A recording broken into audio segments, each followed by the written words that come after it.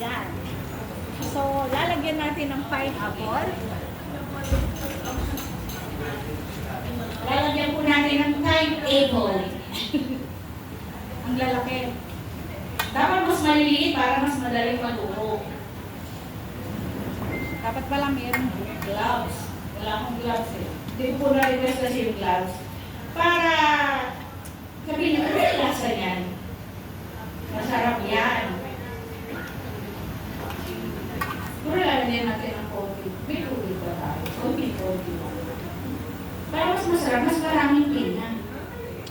Tapos lagyan natin ng ice. Siguro ito na yung tubig. Pinakrush ko lang po para mabilis. Ano ba Kasi blend lang natin yan. gagawa ko niya? Gagawa ko niya sa may tubig naman ako.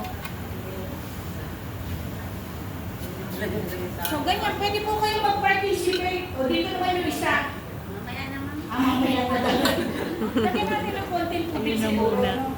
Para mag-blend siya ng spot. Nakasaksak na. Wala pa sukat yung tubig. Wala. Siguro pwede naman natin dagdagan mamaya. Oo. Tansya-tansya lang. Hindi naman ito cake. Yung cake kasi, di ba, kailangan sakto. Hindi ko maano, sino ba yung mga lakas? Hirap yung masikip po. Oo. Mas malakas.